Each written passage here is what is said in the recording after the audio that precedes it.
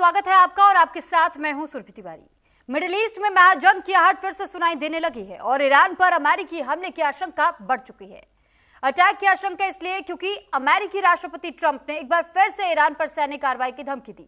Trump ने दो टूक कहा, अगर ईरान ने गलती की तो उसे अंजाम भुगतना होगा। ट्रंप ने यह धमकी ऐसे वक्त में दी है जबकि ईरान ने अमेरिका को बातचीत के लिए 14 पॉइंट का प्रस्ताव दिया था और इसमें हॉर्मुज से लेकर अमेरिकी नाकेबंदी तक का जिक्र किया गया था। ईरान ने सभी प्रतिबंध हटाने की मांग भी दोहराई। समझौते के बाद परमाणु कार्यक्रम पर अलग से बातचीत का प्रस्ताव भी रखा गया, लेकिन ट्रंप ने साफ कहा कि ईरान को परमाणु हथियार नहीं बनाने देंगे और परमाणु हथियार बनाने की कोशिश की तो फिर हमला करेंगे। यानी साफ है, ईरान के प्रस्ताव पर बातचीत की संभावना नहीं है। हालांकि परमाणु हथियारों के मुद्दे पर ईरान भी झुकने को राजी नहीं है। ईरान ने साफ कह दिया है कि अमेरिका ने कोई भी हरकत की तो सख्त जवाब देंगे। सवाल ये, क्या इन धमकियों से हालात और बिगड़ेंगे? क्या मिडिल ईस्ट में फिर महायुद्ध की लपटें उठेंगी? क्या फिर महातबाही की तस्वीर नजर आएगी? आज इसी मुद्दे पर होगी बात, लेकिन उससे पहले आपको दिखाते एक खास रिपोर्ट।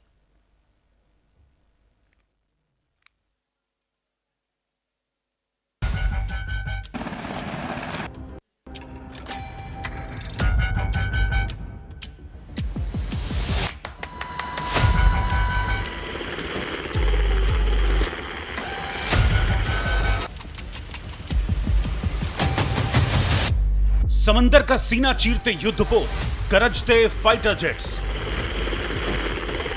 और बारूदी जंग का अभ्यास। ये तस्वीरें हैं मिडिल ईस्ट में अमेरिका के उस जंग की तैयारियों की जिसने ईरान की मुश्किलें बढ़ा दी हैं। इन तस्वीरों को देखकर दुनिया दहशत में आ गई है।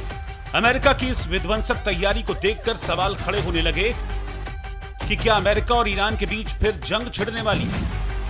क्या चंद दिनों की शांति के बाद महायुद्ध की लपटें फिर से सुलगने वाली है? क्या 24 घंटे बाद बारूद की बरसात होने वाली है?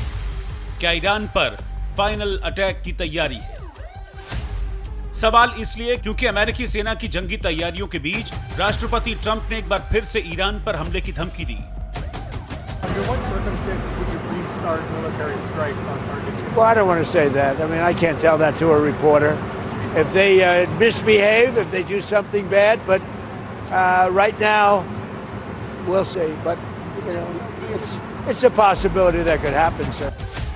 ट्रंप ने इरादे साफ कर दिए हैं कि ईरान पर हमले के लिए विकल्प खुले हैं। ईरान ने शर्तें नहीं मानी तो वो किसी भी वक्त हमला कर सकते हैं। ईरान के बचे खुचे ठिकानों को मलबे में बदल सकते हैं। हालांकि इस बीच ईरान ने अमेरिका को बातचीत के लिए 14 पॉइंट्स का प्रस्ताव भेजा है, जिसके मुताबिक 30 दिनों के भीतर सभी मुद्दों पर समाधान हो, भविष्य में हमला नहीं होगा इसकी गारंटी मिले, क्षेत्र से अमेरिकी सैनिकों की वापसी हो, फ्रीज किए गए ईरानी संपत्ति को रिलीज किया जाए, ईरान पर लगे प्रतिबंध को हटाया जाए, युद्ध में हुए नुकसान का मुआवजा मिले, हॉर्मुज स्ट्रेट को लेकर नया मैकेनिज्म बने, अमेरिकी नेवल नाकेबंदी खत्म हो, समुद्री व्यापार सुचारू बना रहे, क्षेत्रीय संघर्षों को समाप्त किया जाए।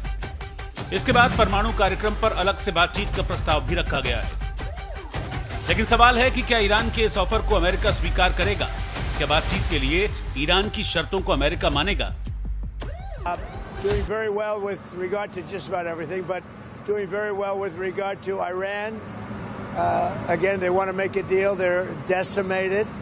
They're having a hard time figuring out who their leader is. They don't know who their leader is because their leader is gone. Their former leader, Khomeini. But फिलहाल ट्रंप ईरान के नए प्रस्ताव की समीक्षा कर रहे हैं, लेकिन संकेत उन्होंने दे दिए हैं कि ईरान ने जो प्रस्ताव दिया है उस पर समझौता मुमकिन नहीं है। ट्रंप ने सोशल मीडिया पर पोस्ट कर लिखा, मैं जल्द ही उस योजना की समीक्षा करूंगा जो ईरान ने हमें भेजी है, लेकिन मुझे नहीं लगता कि ये स्वीकार्य होगी, क्योंकि उन्होंने पिछले 47 वर्षों में मानवता और दुनिया के साथ जो किया है उसकी बड़ी कीमत अभी तक नहीं चुकाई है। यानी ट्रंप का इशारा साफ है कि किसी भी वक्त ईरान पर महाविध्वंसक हमला हो सकता है और इसकी वजह है ईरान की परमाणु हथियार बनाने की जिद। cannot give Iran a nuclear weapon. It's all I can say. You cannot. Because they would use it on a place called Israel very quickly, and they would use it in the Middle East, and they'd use it in Europe, and I guess we'd be next, and it's not going to happen. Don't worry about it. We've taken their Air Force is non-existent. It's gone. Their Navy, they had a very strong Navy. They had the strongest Navy by far in the Middle East many times over. They have 159 ships. Every single ship is at the bottom of the sea right now. परमाणु हथियार के मुद्दे पर Trump के तेवर तल्ख हैं। वो शुरुआत से कहते आ रहे हैं कि ईरान को न्यूक्लियर हथियार नहीं बनाने देंगे। ईरान ने न्यूक्लियर प्रोग्राम नहीं छोड़ा तो उसे तबाह कर देंगे। अब की बार महाविनाशक हमला करेंगे। अमेरिकी हमले की आशंका ईरान को भी है। ईरान को पता है कि ट्रंप का इशारा मिलते ही बमबारी शुरू हो सकती है। ऐसे में खलीफा की सेना भी अलर्ट मोड पर है। ईरान के सीनियर मिलिट्री अधिकारी मोहम्मद जाफर असदी ने आशंका जाहिर की है कि अमेरिका के साथ फिर से युद्ध शुरू हो सकता है। उन्होंने कहा ईरान की सेना पूरी तरह से तैयार है और अगर अमेरिका कोई गलत कदम उठाता है तो जवाब दिया जाएगा। अमेरिका किसी भी समझौते या वादे का पालन नहीं करता। अमेरिकी अधिकारियों के बयान और कदम ज्यादातर दिखावटी और मीडिया के लिए होते हैं। इन बयानों से साफ है कि दोनों देशों के बीच भरोसा लगातार कमजोर हो रहा है। एक तरफ ईरान सीधे तौर पर कह रहा है कि जंग दोबारा शुरू हो सकती है, तो दूसरी तरफ अमेरिका भी कड़ा रुख दिखा रहा है। अब सबसे बड़ा सवाल यही है कि क्या यह तनाव आगे बढ़कर किसी बड़े टकराव में बदल जाएगा? क्या महाजंग का दूसरा दौर शुरू होगा? Bureau report, news India. और अब इस बीच एक बड़ी खबर आपको पहले बता देते हैं कि हॉर्मूज को लेकर के ईरान ने अमेरिका को धमकी देने का काम किया है। हॉर्मूज को अमेरिका सेना की कब्रगाह बना देने का ये ऐलान किया गया है। तो फिलहाल ईरान की ओर से भी देखिए अब इस तरीके की जो धमकियां सामने आ रही है और ये कहा जा रहा है कि अगर अमेरिका लगातार इसी तरीके की बात करता रहेगा तो फिर अमेरिका सेना अगर किसी भी कीमत पर भेजने का काम किया जाता है तो फिर अमेरिकी सेना को यहीं कब्रगाह बनाने की कोशिश की जाएगी और यूएस के जहाजों का वही अंजाम होगा जो फाइटर जेट का हुआ था।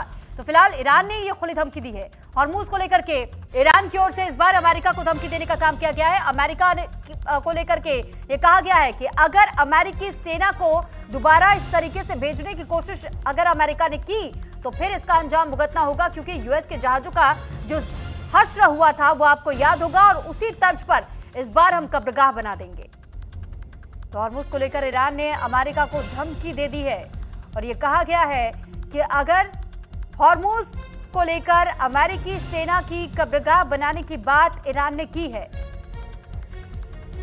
यूएस के जहाजों का वही अंजाम होगा जो कि फाइटर जेट का हुआ था। ये ईरान की ओर से कहा गया।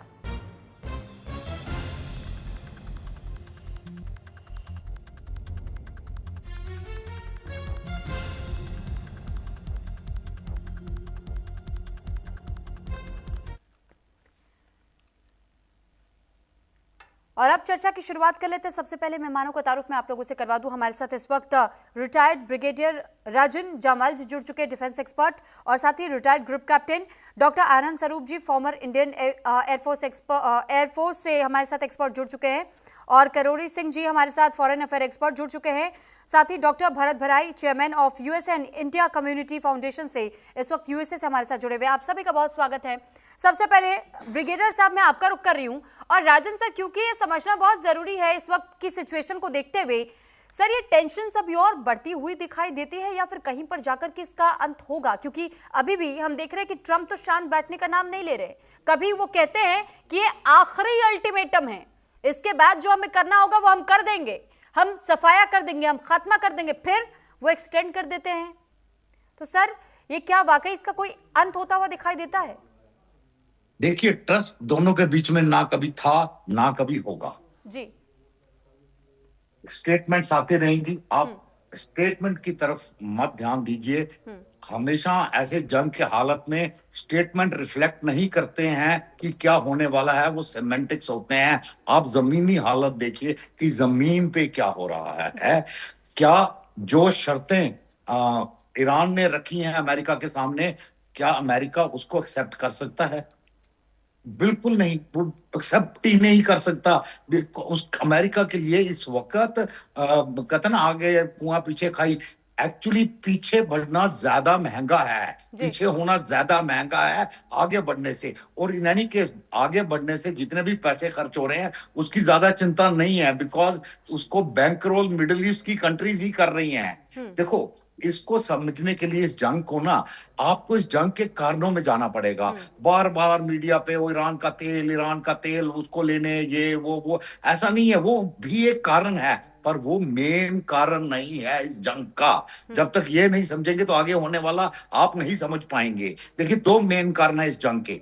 पहले भी बोल चुका हूं, दुनिया के एनर्जी रूट्स को रीडिफाइन करना वो पहला गेम है। और ये जंग आज नहीं शुरू हुई है, ये जंग काफी सालों से तैयारी भूमिका बनाई जा रही थी इस जंग की, और अब जाके शुरू हुई है। पिछले साल जो हमने देखा था वो ट्रेलर था, फिर पार्ट 1 पार्ट 2 रिलीज हुआ, अभी पार्ट 3 भी होगा, बिकॉज एनर्जी रूट्स रीडिफाइन हो रहे हैं। गाजा को हमने इजराइल ने फ्लैटन कर दिया। अब गाजा में क्या हो रहा है आप देखिए, बेन गुरियन कैनाल बनाने की पूरी तैयारी शुरू हो गई है और उसका एंड पॉइंट भी चेंज कर दिया गया है टुवर्ड्स हैफा। और जो रिपोर्ट आ रही है कि even Saudi Arabia is on board, that means pipelines Oman, Saudi Arabia, हर जगह से टर्मिनेटिंग एट हैफा एंड वहां से सप्लाई सीधा टू यूरोप। तो जो एनर्जी रिक्वायरमेंट है वो अभी शिप्स के बजाय ज्यादातर पाइपलाइन से ही करेंगे थ्रू ओपन सीज। दुनिया नहीं चाहती कि भी किसी भी स्ट्रेट का कभी भी मिसयूज हो सके। सो इस ज्यादा स्टेबल एनर्जी लाइन की तरफ हम मूव कर रहे हैं। और जो बेन गुरियन कैनाल बना रही है सुएज के ऊपर डिपेंडेंस खत्म, बिकॉज वाटरवेज से आपको फिर भी नेविगेट करना पड़ेगा। एनर्जी आप ले जा सकते हैं through pipelines and all and then open seas के थ्रू, बट बाकी जो व्यापार है उसका। दूसरा जो मेन कारण था जिसमें मेन इंटरेस्ट है सऊदी अरेबिया का और यूएई का, they want to redefine Islam itself. Present एक जिसको बोलते हैं ना एक नया version of Islam to the world जो एक्सेप्टेबल हो। सऊदी अरेबिया खासकर इस पे बहुत काम कर रहा था कि ये दोनों चीजें तब तक नहीं हो सकती जब तक ईरान में ये रजीम नहीं है। ये मेन कारण है, बाकी सारा कुछ उसके आगे पीछे की कहानी घूम रहा है। अब इन दोनों को देखते हुए आप खुद बताएं कि क्या अगला वो एक जिसको शॉर्ट राउंड ऑफ एक्सचेंजेस होगा नहीं होगा? बिल्कुल होगा। ये जो वक्फा दिया है ये बेसिकली रीआर्मिंग। सर लेकिन सीज फायर को लेकर भी एक सवाल उठ रहे हैं कि अभी फिलहाल हम ये देख रहे हैं कि सीज फायर तो लागू है, लेकिन यहाँ पर आईआरजीसी की ओर से खासतौर पर जब कमांड अपने हाथ में ले ली गई है तो क्या हम ये मान करके चले कि जो रिकॉन्स्टिट्यूशन करने की कोशिश आईआरजीसी कर रहा है, सीज फायर सस्टेनेबल है क्या? देखिए वही मैं बोल रहा हूं, जो इनका पार्ट 1 अचीव हो चुका है। पार्ट 1 मतलब एक इंटरनल डिसेंशन क्रिएट करना था बिटवीन किसी भी तरीके से, तो अभी ये इंटरनल डिसेंशन क्रिएट हो चुकी है between the political leadership and the military leadership. Exactly, तो वो हिस्सा अचीव कर चुके हैं इसमें। और एंड जब ये ब्रेक दिया, इस ब्रेक के दौरान ये डिसेंशन और बड़ी है, बिकॉज वो आपस में बात कर पाए कि किसकी चलेगी वो, ऑल दैट जो पाकिस्तान में तमाशा हुआ, ये सारा हिस्सा था इंटरनल डिसेंशन को बढ़ाने का। और वो डिसेंशन एब्सोल्युटली क्लियरली नजर आ रही है ईरान में कि मिलिट्री और पॉलिटिकल लीडरशिप के ऊपर। ये बेसिकली होता क्या है, ये आपको एक मॉरल ज्यादा अथॉरिटी दे देता है, यार ये खुद भी अपने आप को चलाने लायक नहीं है, तो दुनिया को दिखाने के लिए कि भी ये चलाने के लिए नहीं है। तो इसलिए थिंक सेकेंडली रीआर्मिंग, आप देखिए कि कितने हवाई जहाज आ रहे हैं, कितने और मतलब रीआर्मिंग इजराइल की हो रही है। जो अमेरिकन फोर्सेस हैं उनकी कितनी रीआर्मिंग हो रही है। आप अगर ये सारा डाटा देखें तो आप देखें कि अगली इंटेंस जंग के लिए, और जो पिछली जंग से हर जंग पिछली जंग से ज्यादा विध्वंसक होगी, ये भी बता देता हूं आपको। हर जंग जो होगी ये अगली जंग से पिछली जंग से ज्यादा विध्वंसक होगी। सो ये होना ही है। ये आपको 2 दिन में दे सकता है, 4 दिन में, हफ्ते में, but certainly I would say कि ट्रंप के चाइना जाने से पहले ये आपको दिखेगा। ठीक है सर, मैं लौट रही हूं आपके पास। इस बीच एक बड़ी खबर भी बता दें कि इजराइल का दक्षिणी लेबनान में बड़ा हमला देखने को मिला है। दक्षिणी लेबनान के नब्तिये पर बमबारी हुई है और हवाई हमले में 1 की मौत हुई है, जबकि 3 लोग गंभीर रूप से घायल बताए जा रहे हैं। तो इजराइल का दक्षिणी लेबनान में बड़ा हमला और दक्षिणी लेबनान के नब्तिये पर बमबारी की तस्वीर सामने आई है। तो फिलहाल ये तस्वीर जो इस वक्त आप देख रहे हैं ये हवाई हमले की है। हवाई हमले में 1 की मौत, 3 गंभीर रूप से घायल बताए जा रहे हैं। तो अभी भी देखिए ये इसी तरीके की बमबारी की खबरें लगातार सामने आ रही है। इजराइल के दक्षिणी लेबनान में ये बड़ा हमला हुआ है।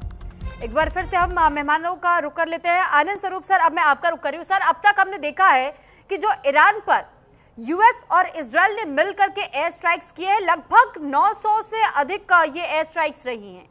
ऐसे में इस वक्त ईरान की स्थिति आपको कैसी दिखाई देती है? क्या एयर डिफेंस सिस्टम उनका अभी भी इतना मजबूत है पहले के अनुसार? क्योंकि ईरान तो ये बार बार दावा कर रहा है कि हम उतनी ही मजबूती के साथ दोबारा अपने आप को खड़ा कर रहे हैं। यहाँ तक कि एक जो खबर सामने आई थी बीच में कि चाइना की ओर से बैक किया जा रहा है उसे, तो उसकी ओर से भी लगातार वेपन सप्लाई करने का काम किया जा रहा है। तो क्या आज भी स्थिति आपको ईरान की मजबूत दिखाई देती है कि अभी ईरान में भी इतनी क्षमता है कि अगर ये जंग इसी तरह खिंची तो वो डटा रह सकता है अपनी मांगों को लेकर के, अपनी बातों को लेकर? हाँ सुरभि जी नमस्कार, सारे को पैनलिस्ट को भी नमस्कार। देखिए बहुत ही रेलेवेंट क्वेश्चन आपने पूछा है कि ये जो वॉर है ना, अब ये बातों की जंग पे ज्यादा आ गई है करके, क्योंकि दोनों की जो अपनी पार्टीज है इनका काफी हद तक जो वॉर मिलिशियंस है वो काफी डिप्लीट हो चुके हैं। 1000 से ज्यादा तो इन्होंने joint surface to air missiles अपनी लॉन्च कर दी अमेरिका ने। उसके बाद में 850 इन्होंने टोमाहाक हॉक जो मिसाइल थे वो लॉन्च कर दी और 12500 एयर स्ट्राइक्स कर दिए हैं ईरान के ऊपर। तो इतने हैवी मुनिशंस का यूसेज करने के बाद भी ईरान जो है वो झुकने को तैयार नहीं है पहली बार। तो उसके काफी हद तक नुकसान तो हो गया है। इंटरनेट अपना वहां पे बंद है, इसलिए कोई भी चीज वहां से कोई भी इंफॉर्मेशन बाहर नहीं आ पा रही है और बहुत ही मुश्किल है। तो वहां के अपना जो है, हेलो जी सर, आपकी आवाज मिल रही है सर। हाँ जी, तो हाँ वहाँ का जो हालात है वो अपना जो कह लीजिए उनके मिसाइल लॉन्चर्स को तो काफी हद तक डैमेज कर दिया गया है। उनकी जो एयर इंटरसेप्शन जो कैपेबिलिटी है वो थोड़ी इम्पैक्टेड तो हो गई है, मगर फिर भी कह लीजिए कि थ्रेट परसेप्शन इतना ज्यादा है ईरान का, क्योंकि जो उनकी शाहिद ड्रोन्स है उनकी रेंज अराउंड 2000 किलोमीटर तक उन्होंने कर दी। बीच में डाइगो गर्शिया तक उन्होंने कोशिश करा इम्पैक्ट करने का, बट एक मिसाइल तो लॉन्च नहीं हो पाई और दूसरी जो थी उन्होंने अपना इंटरसेप्ट कर दी। तो ईरान के पास अभी भी जो अपना शाही ड्रोन्स और उनके जो लॉन्च कैपेबिलिटीज है इतनी तो है कि उसका थ्रेट परसेप्शन तो है। तो अगर नहीं होता तो अमेरिका या इजराइल अभी तक अपना काफी हद तक इम्पैक्ट कर चुके होते। उसके अलावा उन्होंने कई मिसाइल्स अपनी अभी भी ऐसे रखी हुई हैं जो एक कह दीजिए सरप्राइज एलिमेंट के लिए है। उन्होंने बीच में अपना जो है क्लस्टर बॉम्बिंग चालू कर दी और आप कह दीजिए कि आयरन डोम जो था इजराइल का वो बहुत बुरी तरीके से इम्पैक्ट हो स्टेट्स के अंदर आ गया था। काफी सिविलियन जो उनके इलाके थे वो भी काफी डैमेज हो गए।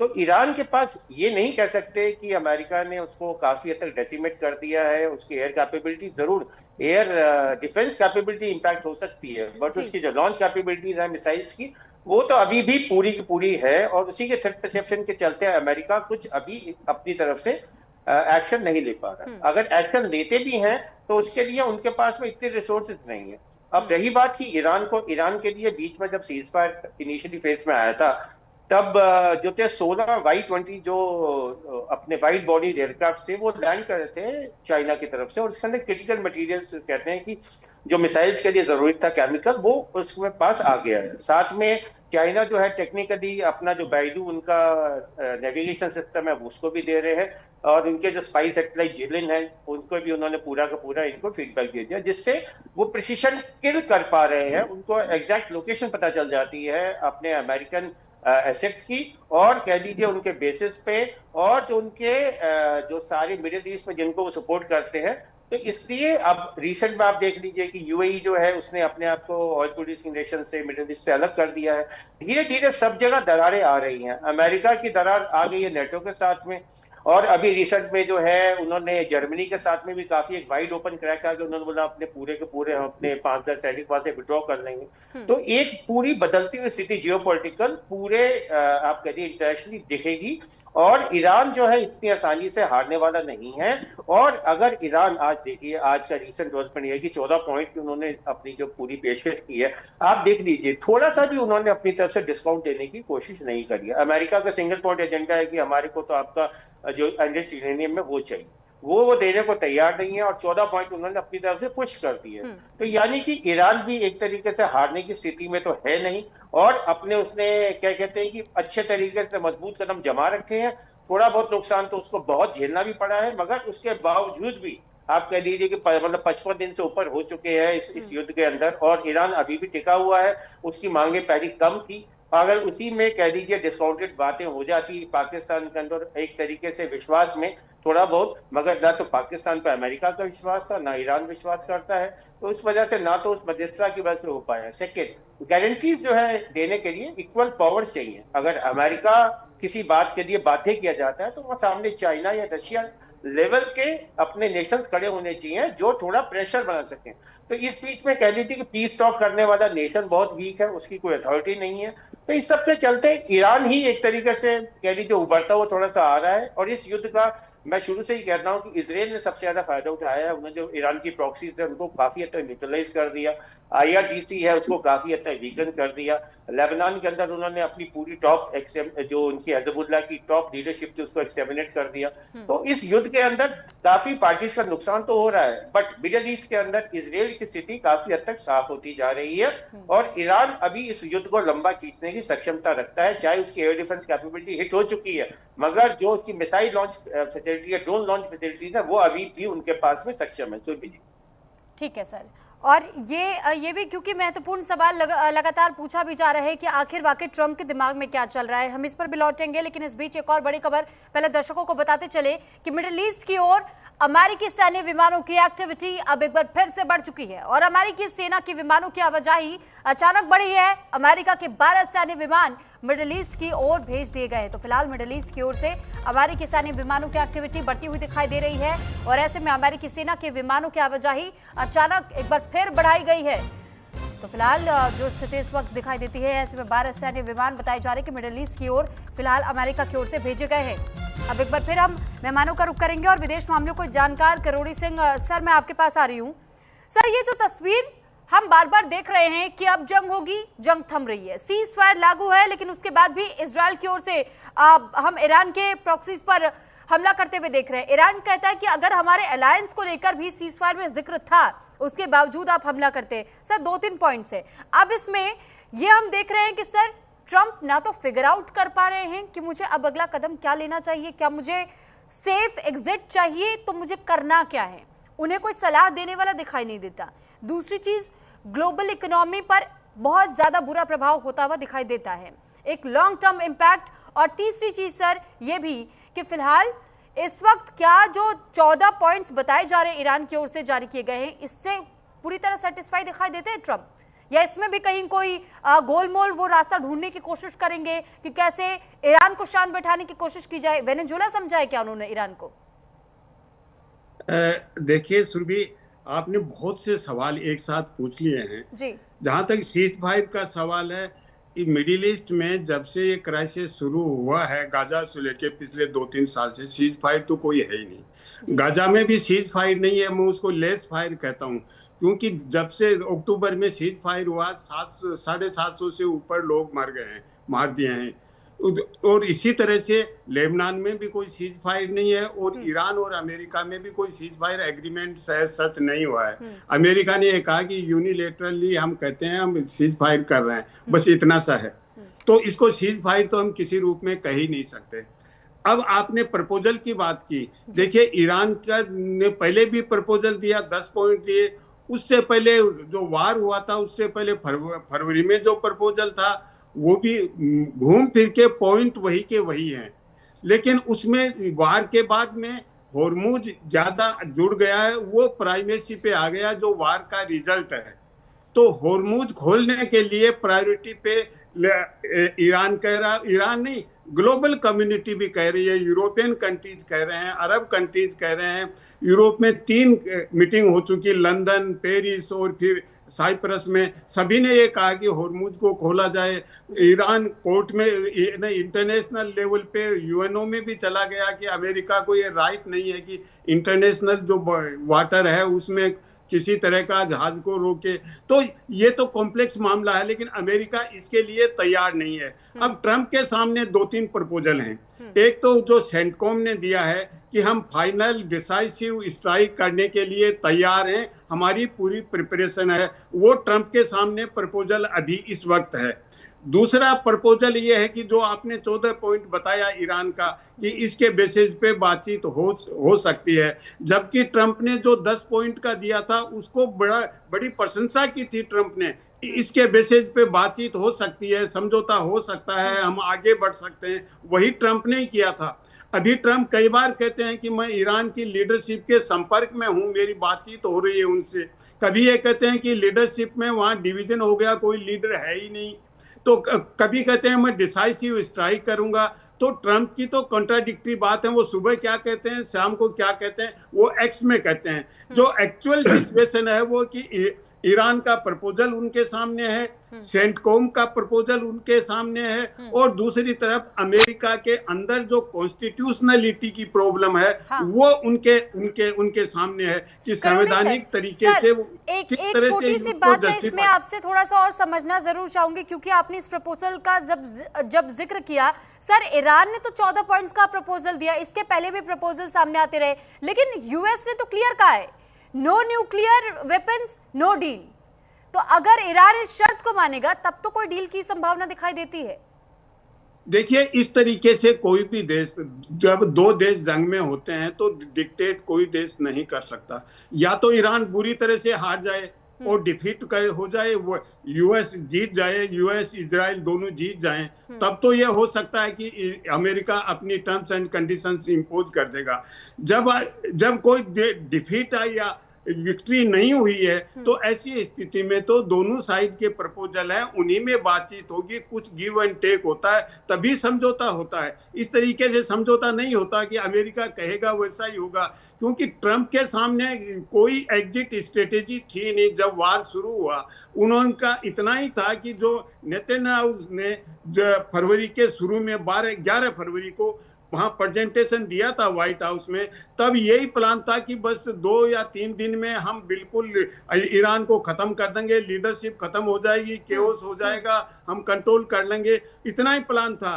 लेकिन उस समय भी वहां अमेरिका में जब दिया सिचुएशन रूम में प्रेजेंटेशन, वहां भी डिफरेंसेस थे, लेकिन अल्टीमेटली प्रेसिडेंट पे छोड़ दिया गया और प्रेसिडेंट ने वार के लिए तैयार हो गए। तो ऐसी स्थिति में कोई एग्जिट स्ट्रेटेजी रखी ही नहीं ट्रंप साहब में। और अब जो स्थिति है, तो ट्रंप की टीम है, उसमें भी डिवीजन है। एक तरफ जेडी वेंस हैं और उनके कुछ सपोर्टर हैं, दूसरी तरफ हेक्सेत है, रूबियो है, वो है हेक्सेत रूबियो, वो ये चाहते हैं कि ईरान को बुरी तरह से खत्म किया जाए, हराया जाए। जेडी वेंस कहते हैं कि इस दुनिया में अमेरिका अकेला ही नहीं है, और भी है कंटेस्टेंट, यूनिलेटरली अमेरिका कुछ नहीं कर सकता। तो शुरू में भी डिसएग्रीमेंट था और अभी भी जेडी वेंस ये चाहते हैं कि बातचीत से इसको सुलझाया जाए। यही स्थिति ईरान में है, ईरान में भी डिवीजन है। एक तरफ IRGC है, वो ये चाहता है कि अमेरिका को हम डिसाइसिव डिफीट दें, कि दोबारा यहाँ मिडिल ईस्ट में अमेरिका मिडिल ईस्ट की तरफ मुंह भी नहीं करे, वो तो IRGC का है। दूसरी तरफ लिबरल लीडरशिप है, पेजेस्कियन वगैरह, वो चाहते हैं किसी भी हालत में समझौता हो जाए। तो दोनों साइड में डिवीजन है। और ऐसी स्थिति में इजराइल भी ये चाहता है कि जो सेंटकॉम का प्रपोजल है उस पर एक्शन लिया जाए, और उसके लिए अमेरिका ने अभी ये बता रहे हैं कि बहुत से जहाज वहां आए हैं, वेपन्स भेजे हैं, UAE में भी भेजे हैं और इजराइल में भी भेजे हैं अमेरिका ने। लेकिन जो इजराइल में भेजे हैं, UAE में भेजे हैं, मुझे लगता है उसमें एक बेसिक डिफरेंस है। इजराइल को जो अमेरिका ज्यादातर वेपन्स देता है, वो देता है फॉरेन मिलिट्री फाइनेंस प्रोग्राम के तहत, जो फ्री में होते हैं, बेचते नहीं है। और UAE वगैरह को देता है, वो बेचता है अमेरिका।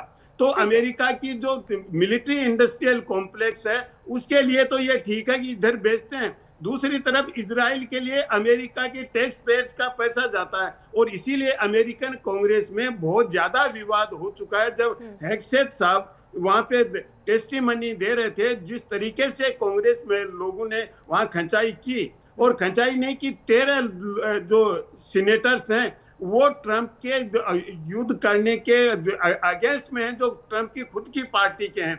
तो ऐसी स्थिति में सेनेट में वोटिंग भी नहीं हुआ, तो वहां पे उन्होंने ये कन्विंस किया कि युद्ध है ही नहीं, युद्ध हम कर ही नहीं रहे, तो परमिशन की जरूरत ही नहीं है, सीज फायर चल रहा है। तो अब वो युद्ध शुरू करें तो फिर कांग्रेस में फिर ये प्रॉब्लम आएगी, क्योंकि ऑलरेडी कह चुके हैं कि युद्ध है ही नहीं, युद्ध की स्थिति है ही नहीं, तो हम 6 महीने के बाद बढ़ाने के लिए परमिशन की जरूरत ही नहीं है, ये ऑलरेडी वहां पे हो चुका है। तो ऐसी स्थिति में जो दो प्रपोजल हैं, उनमें से एक को उनको परस्यू करना है। अगर वो युद्ध की तरफ जाते हैं तो कांग्रेस में फिर प्रॉब्लम होगी। ट्रंप को घरेलू मामले में बड़ी समस्या आएगी, घरेलू मामले में नहीं, इंटरनेशनल लेवल पे भी आएगी। भी नहीं, क्योंकि इलेक्शन अब जिस तरीके से नजदीक आ रहे हैं और ट्रंप के बार बार कॉन्ट्राडिक्टरी ये स्टेटमेंट्स की वजह से वो परेशानी तो खैर उनके लिए खड़ी होती हुई दिखाई भी दे रही है। मैं लौट रही हूँ सर आपके पास। इस बीच एक बड़ी खबर है कि अमेरिका से नए फाइटर जेट खरीदेगा इजराइल, और अमेरिका से F-35 लड़ाकू विमान खरीदने की तैयारी इजराइल की ओर से अब की जा रही है। इजराइल ने फाइटर जेट खरीदने का प्लान अब मंजूर कर लिया है, यानी उसे मंजूरी मिल चुकी है। और फिलहाल देखिए जो बड़ा अपडेट हम आपको दे रहे हैं यही है कि अमेरिका से F-35 लड़ाकू विमान खरीदने की तैयारी में है इस वक्त इजराइल। एक बार फिर हम मेहमानों के पास चलते हैं और भरत भराई सर बिजनेस माइंडेड ट्रंप को कहा जाता है यूएस कांग्रेस में वार पावर रेजोल्यूशन ब्लॉक होने पर $8 बिलियन जो आर्म्स का सेल है वो फास्ट ट्रैक से बाइडेन एरा वर्सेस अगर हम ट्रंप पॉलिसी में देखते हैं तो सर इसमें कितना अंतर दिखाई देता है आपको? देखो सुरभि जी, ये बड़ी बात है अमेरिका के डोमेस्टिक पॉलिटिक्स में, क्योंकि 1973 में वॉर पावर्स एक्ट रेजोल्यूशन हुआ था। उसमें अमेरिकी प्रेसिडेंट डिफेंस के लिए 60 दिन तक कोई भी मिलिट्री एक्शन ले सकता है, लेकिन 60 दिन के बाद उसको अमेरिकी कांग्रेस के पास जाना पड़ता है और मंजूरी लेनी पड़ती है।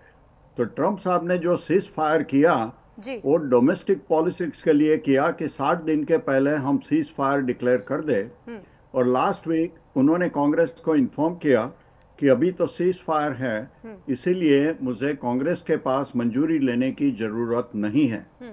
अब ये भी हो रहा है कि डेमोक्रेट हर वीक पर सेनेट में रेजोल्यूशन लाते हैं कि हम ये नामंजूर करते हैं, लेकिन वो रेजोल्यूशन डिफीट हो जाता है। ये गुरुवार को 2 दिन पहले ये रेजोल्यूशन डेमोक्रेट लाए थे 50 वोट से 47, तो ये डिफीट हो गया। उसमें 2 डेमोक्रेटिक सेनेटर उन्होंने उसके साथ वोटिंग किया ट्रंप के साथ, नहीं, एक सेनेटर फेटरमैन और 2 रिपब्लिकन कांग्रेसमैन ने उसके सामने वोटिंग किया, सेनेटर रैंड पॉल और सुजन कॉलिंस। तो ये जो आप सोच रहे हैं कि उन्होंने क्यों सीज फायर किया और नहीं समझ सकते हैं, जो अमेरिका में रहते हैं और जो पहचान वाले हैं, हम बिल्कुल समझते हैं कि ये डोमेस्टिक लॉ के कंप्लायंस के लिए वो कर रहे हैं। अभी ट्रंप साहब शुरू करेंगे जंग? नहीं, वो शुरू नहीं करेंगे। वो अमेरिका और ईरान को कोई गलती करने देंगे, और छोड़ा भी अटैक ईरान ने किया तो फिर वो बोलेंगे कि डिफेंस के लिए हमने ये शुरू किया है, तो उनका जो क्लॉक है 60 दिन का वो तब से शुरू होगा। तो ये अमेरिकी के जो लॉ है उसके मुताबिक होता है। अब आपने जो बोला 14 पॉइंट ईरान ने दिए हैं, ये अच्छी बात है कि ईरान भी आ रहा है। ऐसा नहीं बोलते हैं कि हम बातचीत नहीं करेंगे, क्योंकि उसको ऊपर बहुत इकोनॉमिक प्रेशर है। ये लड़ाई शुरू हुई उसके पहले भी ईरान में कभी 60% इन्फ्लेशन था, और अभी तो और बढ़ गया है। तो ये जो ब्लॉकेड किया है ट्रंप, उसको बोलते हैं डिफेंसिव, लेकिन ईरान का 90% व्यापार दरियाई रास्ते से होता है। तो अभी ईरान का इंपोर्ट एक्सपोर्ट जो दरियाई होता है तो बंद हो गया है। पाकिस्तान और अजरबैजान से हाँ लैंड राउट से कुछ होएगा, लेकिन कुछ नहीं होगा ऐसा। उसका जो तेल का निकास था, जो चाइना का राजा, वो सब बंद हो गया है। तो ईरान पर भी काफ़ी इकोनॉमिक प्रेशर ये नेवल ब्लॉकेड से होगा, इसीलिए वो बातचीत कर रहा है। बयानबाजी तो बहुत चलती है। आपको मालूम होगा कि सदाम हुसैन बोल रहे थे कि we will throw United States into the dustbin of history, और कौन डस्टबिन में गया वो तो मालूम है। आप ये दूसरा देखिए, वो बोलते हैं हम फाइटर जो हुआ था उसका उसे नेवल शिप कर देंगे। अच्छा, अमेरिका ने कभी 12,000 सॉर्टी किए हैं ईरान के ऊपर, इजराइल ने कभी 8,000 सॉर्टी की है। उसमें से 2 लड़ाकू विमान, एक F-15 और दूसरा एक थंडरबोल्ट, अभी 18,000 सॉर्टी में से आप 2 विमान उसके गिर गए। इजराइल का तो एक भी विमान गिरा नहीं 6,000 सॉर्टी में से। क्या ईरान बात कर रहा है हम ये करेंगे वो करेंगे? लेकिन आप ये भी तो देखिए कि ईरान में इतने सालों से सैंक्शंस जो लगे हैं, अगर उन्हें उसे अपलिफ्ट करने की बात की जा रही है ईरान की ओर से, सर उनकी ओर से क्या गलत मांग रखी गई है? ट्रंप कहते हैं प्रेस कॉन्फ्रेंस के दौरान कि भाई अगर न्यूक्लियर पावर बन गया पूरी तरीके से ईरान, तो वो तो सीधे टारगेट पर इजराइल को लेगा, उसे पूरी तरह बर्बाद कर देगा। इतना आसान है क्या किसी देश का खात्मा करना, उस पर तुरंत न्यूक्लियर अटैक कर देना और उस पूरे देश का सफाया कर देना? अगर इतना आसान होता, और यहाँ तक कि अमेरिका की ओर से जो एक डेटा सामने आया था, उसी डेटा को दोबारा पब्लिश करते हुए तुलसी गबार्ड ने कह दिया था कि नहीं, वो डेटा एक तरीके से मिस इंटरप्टेड था और साथ ही वो उसमें कुछ खामियां थी, गलतियां थी।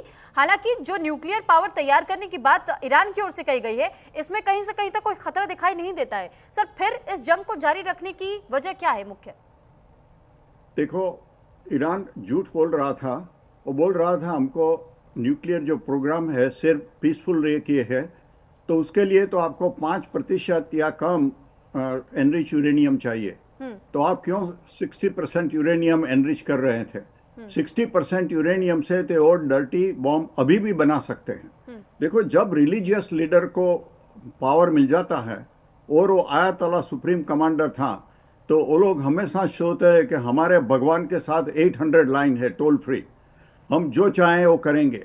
आयतोल्ला ने कई बार बोला था कि हम इजराइल को नष्ट कर देंगे, लेकिन इजराइल ने बोला था कि हम उसको प्रिवेंट करेंगे, और अगर अमेरिका साथ नहीं देता तो अपने आप ईरान का न्यूक्लियर प्रोग्राम खत्म करने के लिए तैयार थे।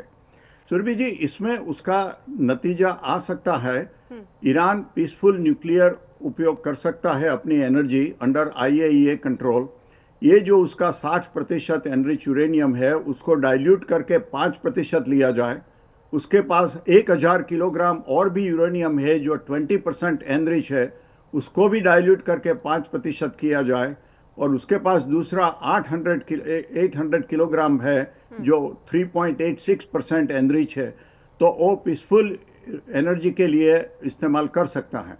तो उसका तो नतीजा आ सकता है कि इसका जो यूरेनियम है 5% या कम डाइल्यूट किया जाए और IAEA के कंट्रोल के अंडर वो अपना पीसफुल एनर्जी के लिए इस्तेमाल कर सकता है। तो शायद वही होगा। और अपना जो 450 किलोग्राम है 60% एनरिच, वो रशिया को दिया जाए, और रशिया ने, पुतिन ने बोला है कि हम उसका एनरिच यूरेनियम ले लेंगे। ठीक है भरत सर। तो ये जब रिलीजियस लीडर के हाथ में आ जाता है तो वो कुछ भी कर सकते हैं, कोई भी देश हो। देखो, 13 और 1400 में जब पोप थे, pope was the leader just like आयतोला of all the Christian forces in Europe. तब वो कमांडर इन चीफ थे। तो अगर आयतोला कमांडर इन चीफ हो गया तो को भी कर सकते हैं भगवान के नाम पर, फिर आगे जो होगा वो होगा। सो हिंदू हो, क्रिश्चियन हो, मुस्लिम हो, अगर रिलीजियस लीडर के हाथ में कमांडर हो गए तो खत्म हो जाएगा। ठीक है, लौटती हूँ मैं आपके पास। अब एक बार फिर से मैं राजन सर आपका रुख करना चाहूंगी। और सर, ये हमारे लिए जानना भी ज़रूरी है कि जब हम नेवल ब्लॉकेड देखते हैं ईरान की ओर से लगाया गया है, और स्ट्रेट ऑफ हॉर्मुज पर तो पहले से ही रेस्ट्रिक्शन लगा रखा है ईरान ने। ईरान कहता है कि आप हमें परमिशन दीजिए, हम टोल वसूलना चाहते हैं, अगर स्ट्रेट ऑफ हॉर्मुज से कोई निकलना चाहता है तो हम टोल वसूलेंगे। सर, इस बीच में मिलिट्री एस्केलेशंस की कितनी संभावना है? और दूसरी तरफ सर, अगर टोल वसूलने की बात आज ईरान कर रहा है स्ट्रेट ऑफ हॉर्मुज से, यहाँ इंटरनेशनल लॉज इंप्लीमेंट होते हैं, लेकिन अगर ये हट जाए और किसी एक देश को स्ट्रेट ऑफ हॉर्मुज में टोल वसूलने की इजाजत दे दी जाए, तो सर फिर तो ऐसे न जाने और कितने कैनाल्स, कितने स्ट्रेट्स है, फिर तो ये हर जगह लागू होगा, हर जगह इसी चीज को लेकर के जंग छिड़ेगी। देखिए, बिल्कुल स्ट्रेट ऑफ हॉर्मुज अपने नैरोएस्ट पॉइंट पे 21 नॉटिकल माइल है। स्ट्रेट ऑफ मलक्का सिर्फ 2 नॉटिकल माइल है एट नैरोएस्ट पॉइंट। एंड उसके सिवाय आप गिनना शुरू हो जाए, उससे पहले स्ट्रेट ऑफ सिंगापुर आता है, से लेकर स्ट्रेट ऑफ जिब्राल्टर से ले जा, मतलब हर जगह ये एक नया ट्रेंड शुरू हो जाएगा इंटरनेशनल लॉ में। So it is not acceptable. Iran को अब पता लग रहा है कि ये जो ब्लॉकेड खेलते थे ना, ये दोनों तरफ खेला जा सकता है। भाई, आपको स्ट्रेट ऑफ हॉर्मुज से निकलने वाले सबसे पैसे वसूल करने हैं, तो बोले पैसे तो तब वसूल करोगे ना किसी को निकलने देंगे, क्योंकि उसके बाहर US नेवी लगी है। So end of the day I totally agree with doctor Bharat ने बोला है। यू सी, इकोनॉमिक प्रेशर, बिल्कुल अमेरिका ये गेम बिल्कुल अकल से खेल रहा है। डोमेस्टिक पॉलिसीज भी ऑन बोर्ड है, जो उसके ओवरऑल एम्स हैं जिसके बारे में मैंने मेंशन किया था, वो ऑन बोर्ड है। जो दिखता है वो होता नहीं, जो होता है वो दिखता नहीं। दुनिया भर ईरान जीत गया। It's like a boxing match कि एक बड़ा पतला सा आदमी है और एक मतलब इंटरनेशनल बॉक्सर है, वो पतले से ने 1-2 मार दिया, वो कहते रे जीत गया। It doesn't happen like that. मतलब वो ठीक है, 13 राउंड का इंटरनेशनल बॉक्सिंग मैच है, प्रोफेशनल, इसमें दूसरे चौथे पांचवें राउंड में जाके अगला नॉकआउट होना ही होना है, because it is not only कि आपके पास मिसाइलें कितनी हैं, आपके पास खाना भी कितना है। इस वक्त आप ईरान में बात करें, अगर आपका कोई क्रॉसपोंडेंट है, मैंने कुछ लोगों से बात करी है जो ईरान में है, खाने की किल्लत हो गई है। ईरान इज नॉट, ठीक है ईरान डेजर्ट नहीं है, ईरान मतलब थोड़ा बहुत अपना खाना खा, बट स्टिल मेजॉरिटी जो इवन फूड स्टॉक, फर्टिलाइजर्स, हर कुछ बाहर से आता है, बाहर से आता है। ब्लॉकेड ने सब इकोनॉमिकल स्ट्रैंगल होल्ड कर दिया है। कब तक लोग आप भूखे प्यासे चलाते रहोगे?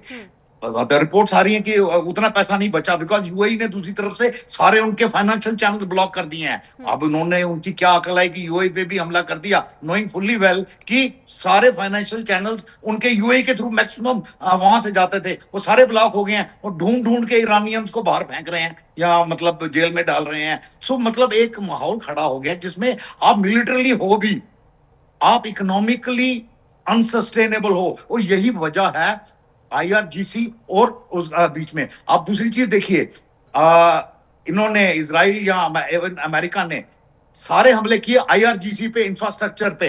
आर्टिश क्या है? उनकी रेगुलर आर्मी है, एक हमला नहीं किया। ये इंपीरियल टाइम की आर्मी है जिसको मतलब रेवोल्यूशन आने के बाद हटाया नहीं गया। उसके पास भी है, टैंक है, हेलीकॉप्टर है, मिलिट्री हायरार्की है, सारा कुछ है। एंड जितने बयान आ रहे हैं आईआरजीसी की तरफ से आ रहे हैं, और आईआरजीसी ईरानियन रिपब्लिक गार्ड नहीं है, इट इज इस्लामिक रिपब्लिक। उसमें खाली ईरानियंस नहीं है, एवन ग्राउंड ट्रूप्स में it has got all nationalities. उन्होंने ढूंढ ढूंढ के लीबिया, इधर उधर सब भर्ती करे हैं ये इसमें भी। और उनकी जो पुलिस फोर्स है बसीज, उसमें भी ये मतलब टोटल रेडिकलाइज जो एलिमेंट्स हैं वो भरे हैं। तो आज जो मैं जिसकी बात कर रहा था कि जो इंटरनल डिफरेंस है वो खाली आईआरजीसी और पॉलिटिकल नहीं है, इवन आईआरजीसी और आर्टिश में स्टार्ट हो गया है। Now to give it time, तब तक ये ब्लॉक करके रखेंगे। और इकोनॉमिक डिप्रावेशन सक्सीड कर रही है। जब कोई चीज सक्सीड कर रही होती है तो उसको डिस्टर्ब करने की जरूरत नहीं होती है। पर मैं फिर भी बोल रहा हूं कि चाइना जाने से पहले 90% चांसेस हैं कि एक राउंड फिर खेला जाएगा this thing. And I also agree with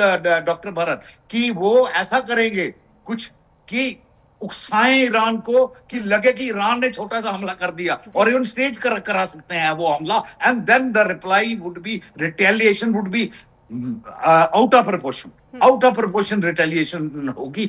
यहाँ पे एक छोटी सी बात मैं आपको और बताता हूँ।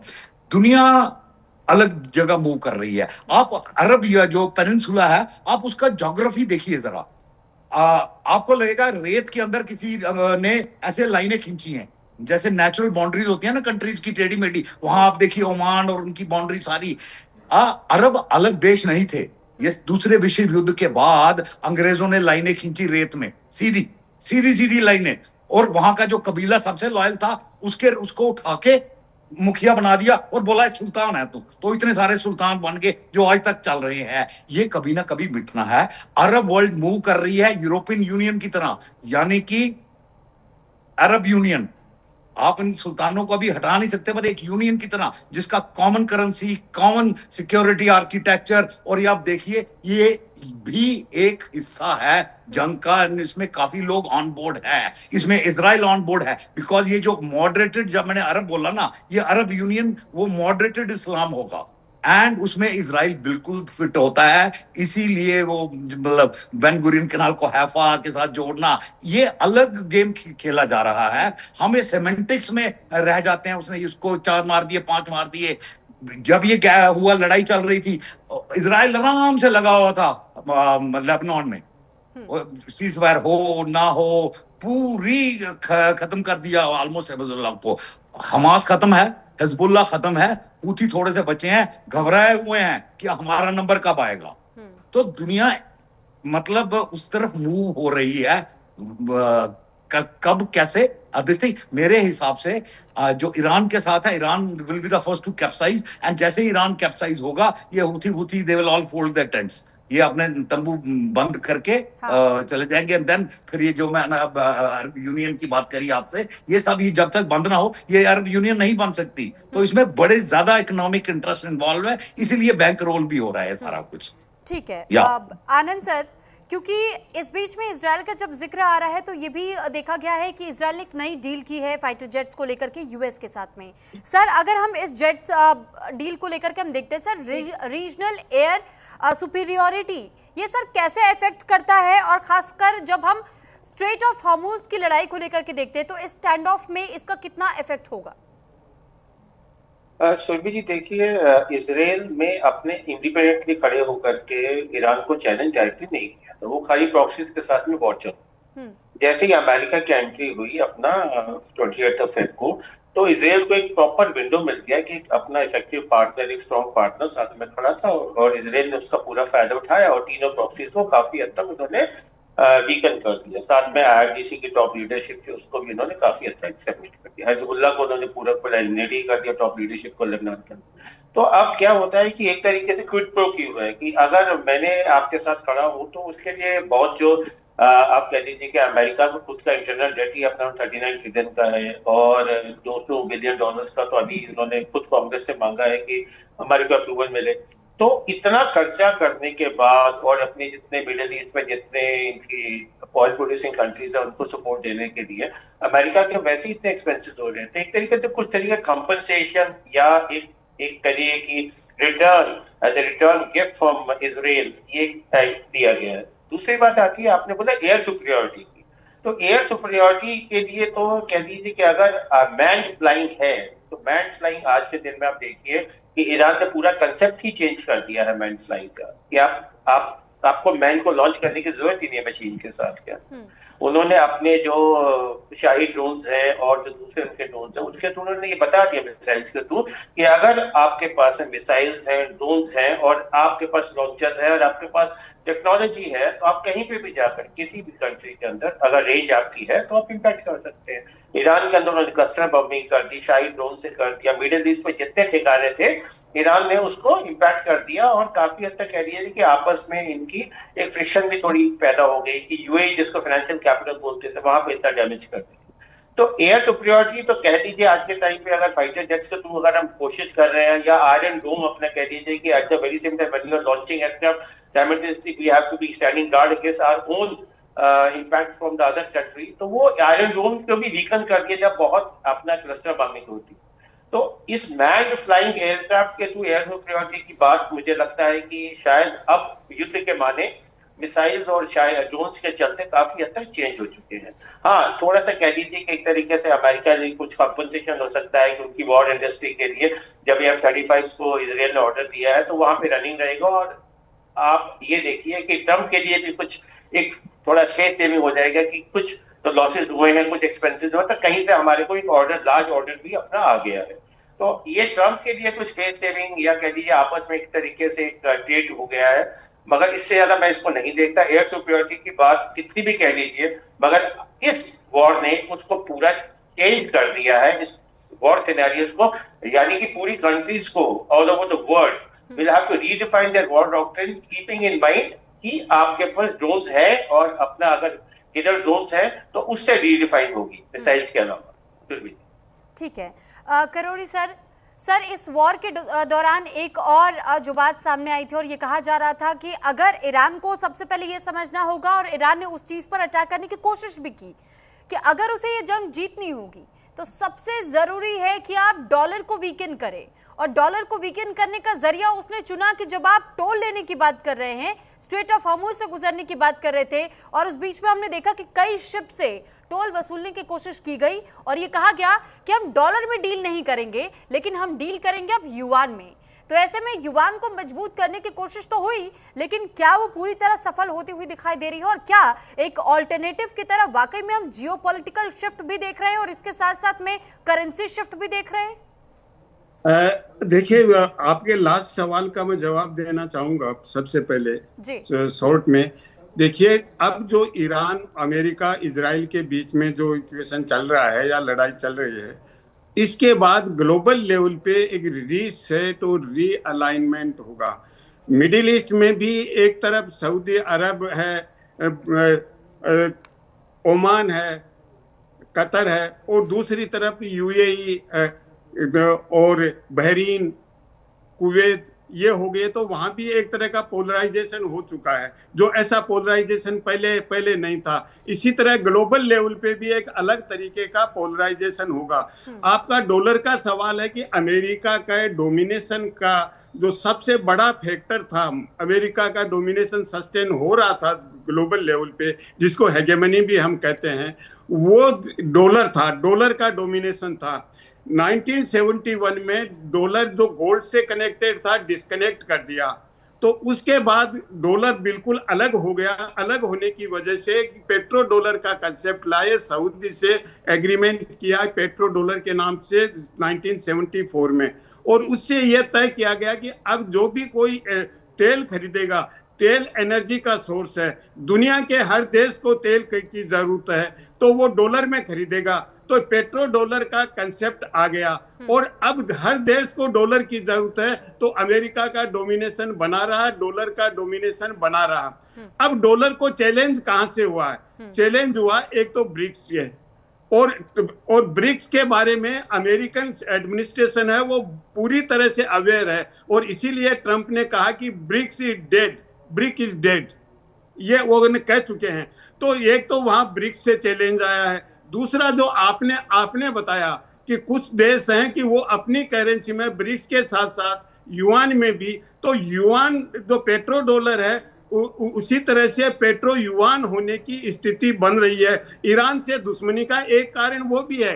देखिए, अमेरिका इजराइल के ईरान के रिश्ते 1979 तक इतने गहरे थे, अरब कंट्रीज और इजराइल आपस में लड़ते थे, और ईरान था वो इजराइल के साथ था, और इजराइल और अमेरिका ने वहां एक सेवाक फोर्स भी बनाई, जिस तरह IRGC है वैसी ईरान में। तो उसके बाद 79 में जब वहां रिजीम बदला, उसके बाद दुश्मनी हुई है, पहले तो दुश्मनी थी नहीं। और अगर अमेरिका मान लीजिए कि यहाँ एक इस्लामिक रिजीम आ गया, डेमोक्रेसी नहीं है, तो 1953 में तो डेमोक्रेसी थी, वहां प्राइम मिनिस्टर था, उसके अगेंस्ट में अमेरिका ने और ब्रिटेन ने कू करवाया, क्योंकि पेट्रोल चाहिए था, एनर्जी के सोर्स को कंट्रोल करना था।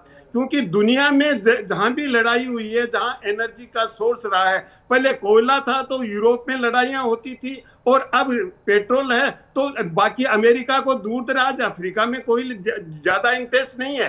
तो अमेरिका का इंटरेस्ट है वो ऑयल में है, ऑयल एक सोर्स ऑफ एनर्जी है। ये वेनेजुएला में भी यही था, क्योंकि चाइना जी को ज्यादा ऑयल मिल रहा था, यहाँ भी चाइना ज्यादा ले रहा है। तो और चाइना और अमेरिका के, देखिए अमेरिकन जो स्ट्रेटेजी है उसमें वो मान के चलते हैं ईरान और नॉर्थ कोरिया हैं वो रोग स्टेट हैं, रशिया और चाइना है वो अमेरिका के राइवल हैं। तो रशिया और चाइना से अमेरिका कन्फ्रंटेशन नहीं चाहता, लेकिन उनको कंटेन करना चाहता है। और जो वेनेजुएला में और ईरान में कर रहे हैं वो चाइना को कंटेन करने की स्ट्रेटेजी है, केवल इजराइल वाला इश्यू नहीं है। अब देखिए क्या स्थिति हो सकती है आगे, जैसे हालात बन रहे हैं उसमें इजराइल है, मोसाद है, वो फॉल्स फ्लैग ऑपरेशन को और कोवर्ट ऑपरेशन में एक्सपर्ट हैं वो, क्योंकि अब वो एग्रेसर नहीं बनना चाहता अमेरिका। पहली बार एग्रेसर मिला, ठीक है सर, क्योंकि लिमिटेड टाइम है, तो सर एक छोटा सा रिएक्शन एक बार अब मैं डॉक्टर भरत सर से भी ले लूं कि सर अब सर इसका कोई अंत होता हुआ दिखाई देता है क्या? क्योंकि अमेरिका ने मौका दिया पाकिस्तान को भी मीडिएटर की भूमिका निभाने का, उसका कोई समाधान निकल रहा है क्या? आपको ऐसा महसूस होता है? मेरा ख्याल है कि पाकिस्तान के द्वारा बातचीत चलती रहेगी, काफ़ी लंबी चलेगी, क्योंकि ईरान ने जो स्टैंड लिया है और अमेरिका ने जो स्टैंड लिया है पोलर ऑपोजिट है, लेकिन धीरे धीरे वो नज़दीक आएंगे। और अगर ईरान में रेजिम चेंज हो गया मेरा ख्याल है कि इकोनॉमिक प्रेशर से ईरान में परिवर्तन होगा, रेजिम चेंज होगा, और तब ऐसा हो सकता है कि दोनों के बीच सुलह हो जाए। लेकिन वो काफ़ी सारे हफ्ते चलेंगे, महीने चलेंगे, लेकिन मेरा ख्याल है कि हो जाएगा। लड़ाई छोटी मोटी होती रहेगी, क्योंकि दूसरी साइड ऊपर गाजा में हमास ख़त्म हो गया, इस्लामिक जिहाद ख़त्म हो गया, वहाँ लेबनान में हज़बुल्लाह ख़त्म हो रहे हैं। दूसरा सूरबी जी, हमने एक बात नहीं की है कि सीरिया में रेजिम चेंज हुआ है। सीरिया में 14% शिया लोग 70% सुन्नी पर राज कर रहे थे, और जो भी शस्त्र हजबुल्ला को जा रहे थे, जो भी पैसा हजबुल्ला को जा रहे थे, सीरिया के थ्रू जा रहे। अभी ये जो सुन्नी रेजिम आ गया है वो बिल्कुल नहीं जाने देता है। तो हजबुल्ला अभी स्ट्रेंगल हो रहे हैं पैसे के लिए और शस्त्र के लिए। तो वो भी एक बड़ा होगा कि नहीं, अब सीरिया उसके साथ कोऑपरेट नहीं करता है ईरान के साथ, तो हजबुल्ला को भी खत्म हो जाएंगे। ठीक है सर, आप सभी का बहुत धन्यवाद हमारे साथ जुड़ने के लिए और अपनी अपनी बात रखने के लिए। हमारे साथ रिटायर्ड ब्रिगेडियर राजन जामवाल जी डिफेंस एक्सपर्ट जुड़े, रिटायर्ड ग्रुप कैप्टन डॉक्टर आनंद स्वरूप डिफेंस एक्सपर्ट हमारे साथ जुड़े, और करोड़ी सिंह फॉरेन अफेयर एक्सपर्ट हमारे साथ जुड़े, डॉक्टर भरत भराइसा यूएसए से हमारे साथ जुड़े हुए थे। महाजंग की आहट को लेकर के हमने चर्चा की और समझने की कोशिश की कि क्या ये वाकई आहट है या फिर यह आहट तक ही सीमित रह जाएगी और सीज फायर लागू रहेगा। हालांकि तमाम अपडेट्स हम आप तक पहुंचाते रहेंगे, लेकिन इसी के साथ यहाँ रुक रहे एक ब्रेक के लिए।